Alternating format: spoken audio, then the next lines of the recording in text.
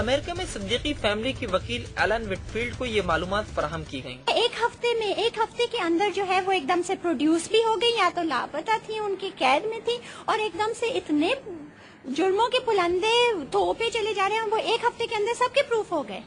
اور پھر 4 اگست کو اس کی گرفتاری یہ کہہ کر ظاہر کر دی گئی کہ ڈاکٹر عافیہ کو 18 جولائی کو ایک کمسن لڑکے سمیت غزنی میں گورنر کمپاؤنڈ کے سامنے سے گرفتار کیا گیا۔ ان کے قبضے سے بم بنانے کی ہدایات اور مائع سے بھری بوتلیں برآمد ہونے کا بھی دعویٰ کیا گیا۔ امریکی میڈیا رپورٹس کے مطابق ڈاکٹر عافیہ صدیقی نے گرفتاری کے بعد امریکی فوج کے 2 افسروں اور ایک ترجمان پر اس وقت فائرنگ کی جب ان سے ایک کمرے میں پوچھ گچھ کی جا رہی تھی۔ امریکی فوجی کی جوابی فائرنگ سے ڈاکٹر عافیہ زخمی ہوا۔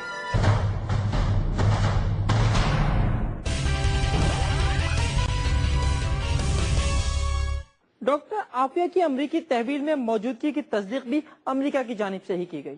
ایف بی آئی ایجنٹ نے امریکہ میں صدیقی فیملی کی اٹارنی ایلن وٹفیلڈ کو بتایا کہ ڈاکٹر عافیہ زندہ مگر زخمی حالت میں افغانستان میں ہے۔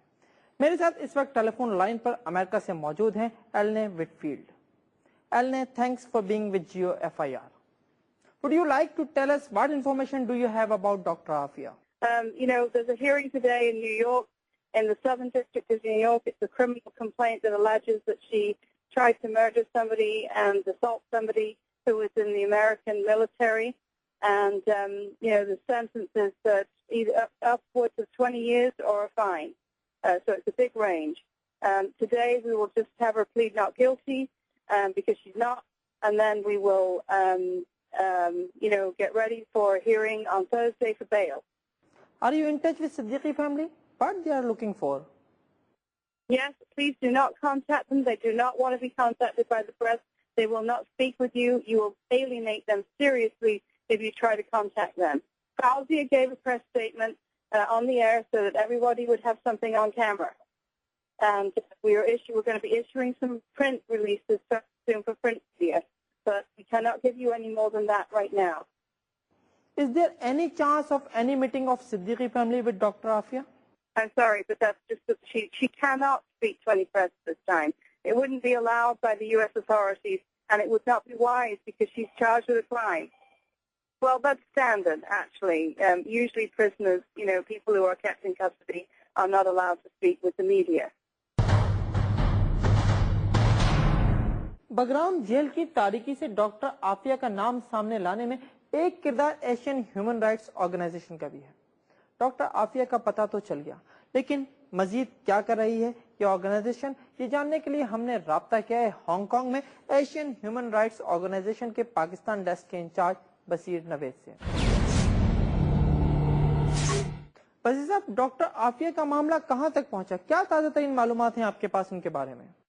New York city police chief نے اور ایف بی آئی جو ہیں ان کے جو اسسٹنٹ سیکرٹری ہیں انہوں نے بتایا کہ صاحب یہ عافیہ صدیقی جو ہیں وہ ایک کمرے میں اوپر بند تھیں اور جناب 2 کیپٹن ان کے امریکن فورسز کے پہنچے اور انہوں نے اپنی گن رکھی، لیکن یہ پردے کے پیچھے چھپی تھی۔ انہوں نے آئیں اور انہوں نے گن اٹھایا لیکن فائر کیے، لیکن وہ دونوں محفوظ رہیں، اور پھر اس کے جواب میں جب امریکن کیپٹن نے فائرنگ کی تو یہ زخمی ہو گئی۔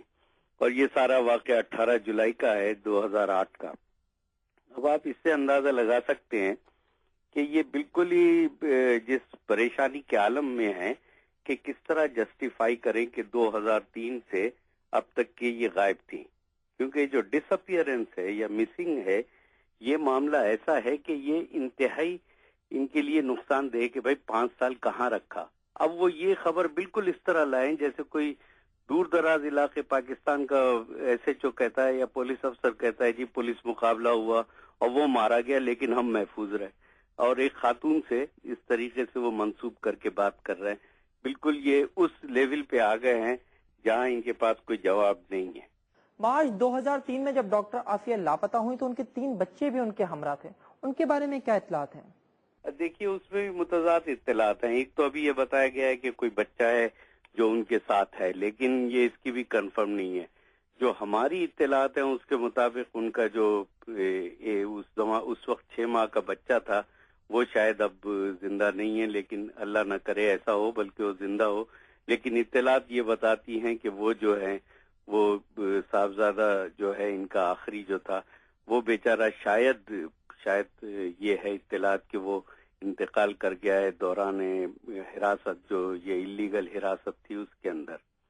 اور یہ بھی اطلاعات ہیں کہ ابھی شاید ان کو عافیہ صاحبہ کو بھیجنے سے پہلے پاکستان لایا گیا ہے، یہاں رکھا گیا تھا، پھر اس کے بعد ان کو لے گئے.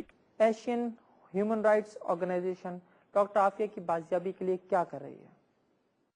لیکن ہم انٹرنیشنل لیول پہ پوری کوشش کر رہے ہیں، اور یہ انہی کوششوں کا نتیجہ ہے کہ اس میں جو ہے وہ ان کے بارے میں اطلاعات آنا شروع ہوئی، کیونکہ ہم کرتے ہیں UN سے رابطہ اور انٹرنیشنل ہیومن رائٹس آرگنائزیشن سے رابطہ کرتے ہیں، دنیا بھر میں میڈیا سے رابطہ کرتے ہیں، اور ہمارا ایک طریقہ ہوتا ہے دوسرا بھی ارجنٹ اپیل کا، جس میں ہم لوگوں کو موبلائز کرتے ہیں کہ وہ ہماری ارجنٹ اپیل پہ دستخط کریں. بہت شکریہ بصیر نوید آپ کا.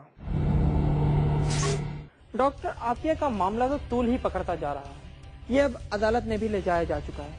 کیا ہو رہا ہے عدالت میں یہ ہم آپ کو بتائیں گے سیگمنٹ کورٹ کچہری میں، لیکن پہلے ایک بریک.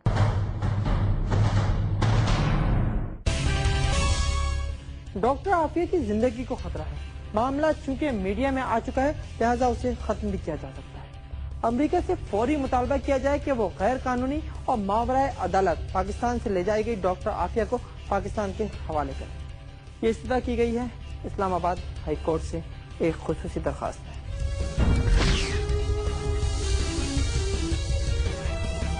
اسلام آباد ہائی کورٹ میں ڈاکٹر عافیہ کا معاملہ لے کر آئے ہیں ڈاکٹر عبد القدیر خان کے وکیل بیرسٹر اقبال جعفری، اور ان کی درخواست پر چیف جسٹس اسلام آباد ہائی کورٹ سردار محمد اسلم نے سیکرٹری داخلہ سے 9 ستمبر تک جواب طلب کر لیا ہے، جبکہ دوسری جانب ڈاکٹر عافیہ کو امریکی عدالت میں پیش کر دیا گیا ہے.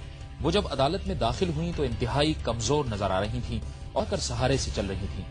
جج نے انہیں کرسی پر بیٹھے رہنے کی اجازت دی اور الزامات پڑھ کر سنائے. جج نے کہا کہ ان پر امریکی فوجیوں پر گولی چلانے اور انہیں ہلاک کرنے کی سازش کا الزام ہے. ڈاکٹر عافیہ نے نقاہت کے باعث انکار میں سر ہلا کر الزامات کو مسترد کر دیا. ڈاکٹر عافیہ کی وکیل کی جانب سے تیاری نہ ہونے کی وجہ سے درخواست ضمانت پر بحث نہ ہو سکی. عدالت نے ضمانت کی درخواست کی سماعت کے لیے 11 اگست جبکہ کیس کی ابتدائی سماعت کے لیے 19 اگست کی تاریخ مقرر کی ہے.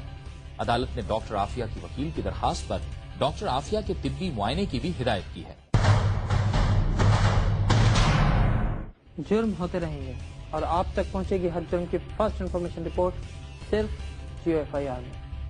جاننا چاہتے ہیں کہاں کیا جرم ہوا ہے تو دیکھتے رہیے GeoFIR.